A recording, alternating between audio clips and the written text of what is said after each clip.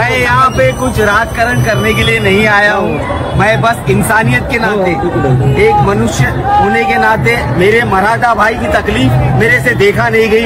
इतनी बारिश में भीग के आप लोग जरांगे पाटिल साहब जो इतना कठिन वो कर रहे हैं, श्रम करके आप लोग के हक के लिए आवाज उठाए, तो हम लोगों से जो हो सकता है आप लोग की तकलीफ नहीं देख के हम लोग पूरी मुंबई की MIM टीम जो है वो हमारी आप लोगों की तकलीफ दूर करने के लिए यहाँ पर फील्ड पर मौजूद है।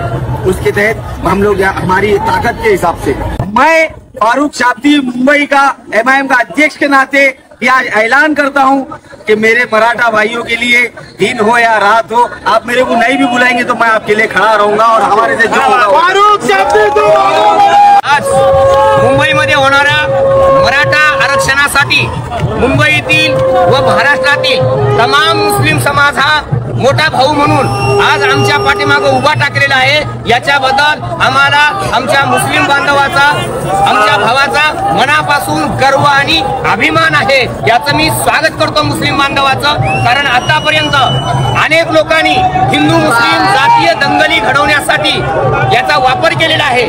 आम्ही स्पष्टपणे सांगतोय की आम्हाला जेऊ घालणारं कोण आहे आणि आमच्या डोक्यात काठी घालणारं कोण आहे याची आम्हाला जाणीव आहे। आणि म्हणून आम्ही सांगतोय की आज आम्हाला मुस्लिम बांधवांनी, आमच्या भावांनी जेऊ घातलेला आहे आणि सराटीमध्ये आमच्या बहिणीवरती या ठिकाणी लाठीचार्ज करणारा देवेंद्र फडणवीस, मुद्दाम सांगतोय देवेंद्र फडणवीसचं गृह खातं हे त्या ठिकाणी आमच्यावर लाठी हल्ला करते आहे आणि म्हणून सुडबुद्धीनं गृह खात्याचा वापर त्या ठिकाणी देवेंद्र फडणवीसांनी केलेला आहे की जेणेकरून महाराष्ट्रात जातीय दंगली लागल्या पाहिजेत। आणि म्हणून आमच्या सर्व समाजाला समजून घेतलं पाहिजे की मराठा आणि मुस्लिम हे भाऊ भाऊ आहेत, कारण महाराष्ट्रातला मुस्लिम हा त्या ठिकाणी मराठाच आहे हे आम्ही अत्यंत स्वाभिमानाने आणि सन्मानाने सांगतोय।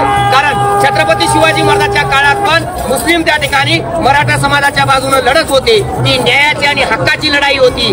आता सुद्धा त्या ठिकाणी हा मुसलमान भाऊ आमच्या पाठीमागे उभा टाकतो आहे। याचा निश्चितच केवळ आरक्षणापुरता हा विषय नाही, कारण याच्यामुळं महाराष्ट्रातलं सामाजिक एकात्मता आणि एकतेचं जे वातावरण आहे ते सुद्धा याच्यामुळे मजबूत होणार आहे। आमच्या या लोकशाहीला सुरुंग लावण्याचं काम या 2-3% लोकांकडून जे होत आहे त्याचा मनसुबा आम्ही नक्की उधळून लावू याची आम्हाला खात्री आहे, कारण या देशातली लोकशाही नष्ट करण्याचं काम या लोकांना करायचंय। आज इथं आम्हाला चित्र दिसतंय की प्रस्थापित मीडिया म्हणून जो सांगतो आहे तो इलेक्ट्रॉनिक्स मीडिया असेल, प्रिंट मीडिया असेल, हा मीडिया इथं येत नाही। याच्या पाठीमागचं कारण कोणतं आहे? मंत्र्याच्या घरी कुत्रं मेलं तर जो मीडिया जातो तो मीडिया एवढा मोठा कोटीनं समाज उभा टाकल्यावर येत नाही।